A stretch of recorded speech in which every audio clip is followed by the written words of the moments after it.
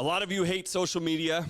You're afraid of the camera, but I'm going to teach you ways that you can get involved with it that really is going to be a game changer for when you start your business. I know you can't believe it now probably, but I was deathly afraid of this thing that I'm talking to you on now. Even turned down 4 reality shows in my first business. I never wanted any part of it. We would embrace social media a little bit, YouTube a lot less. Remember we put up one video? I think it's at 13 million hits now. We didn't even take the time to connect it to be monetized. I know a lot of you fear it. If you'll embrace it, I think a personal brand is powerful.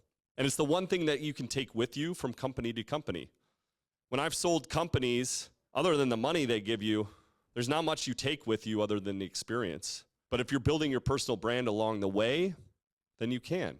You also want to be careful to do this in a way that you can actually separate from the business as well. I make this example all the time. Who has more followers? Elon Musk or Tesla? The answer is resoundingly Elon Musk. Who has more followers? Tim Cook or Apple? Once again, resoundingly Tim Cook. We're curious about the people we're doing business with these days. And one thing I really like about it is it brings more of that like small town feel back to business. Used to be you went to your local hardware store because you loved Larry and you knew he was helpful. This is your way of showing the public who you are and why they should come to your business. But if you're too afraid of the camera, I get it.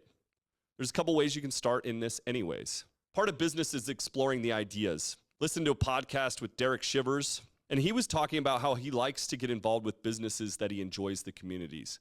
I think this is absolutely one of the better things I've heard about how to decide what kind of business to open.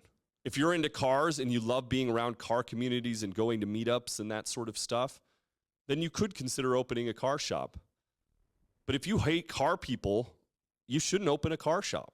One of the ways to figure this out is by getting directly involved with that community. And that means going out to events.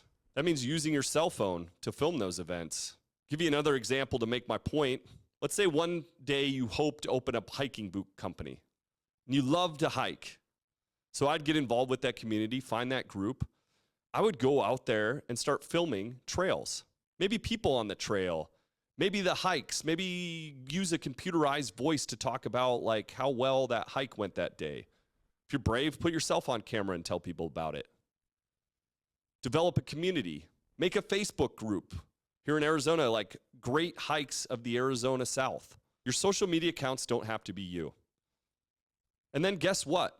If you put some time and energy into this, not only are you learning, you'll find through this journey that one of my pet peeves is just thinking you're going to hire everything out. You have to know a little bit about it before you can hire it out. Otherwise, you'll get screwed. 90% of the business owners I help are because they've been screwed by the SEO company, the social media company, the accountant that didn't care and robbed them blind and screwed their business up for the long term. This gets you at least aware of social media. It gives you a chance to create some traction. Imagine if you start your business with 50,000 followers in your hiking group, with 100,000 followers on your Instagram, with a community of people that's met you on the trails and hung out with you.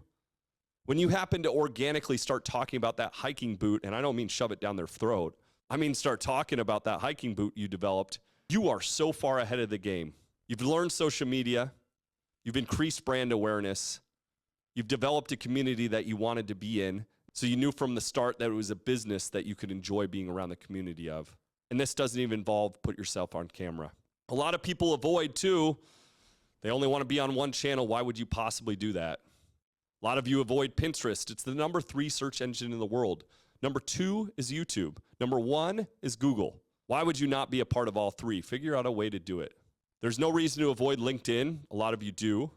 Average income on LinkedIn is $75,000. You want to think about the pools people swim in too. Although my thing will always be, why wouldn't you be on every platform? There's a large female audience on Pinterest, and they are buyers. In fact, if I remember right, 80% of the people on the platform buy. 40% of them make over $75,000 a year, and it has a large amount of heavy hitter, wealthy people. You all know that Snapchat's a little bit the younger generation. That's the pool they like to swim in, as well as Instagram. YouTube is going to dominate the world, so if you're not part of YouTube for shorts and long-form video, I mean, look, I'm making videos now on YouTube because I believe in it. Don't avoid the power of social media. It's one way we can throw the dart at the board for free Organic marketing is one of the things you're going to need to bootstrap your business. Just another way, one more thing to weigh in before we go today. The best operations book I've ever read in my life is a book called The Goal. The audiobook is actually amazing. They do a good job changing out voices and stuff. It's something you can put on the background and still be entertained by it. A lot of people don't realize supply chain is operations and operations is supply chain. You're going to need it in your business. It's a great book to take on while we're prepping you for business. And let's face it, knowledge is one of the key components in making kind-hearted badasses. See you next time.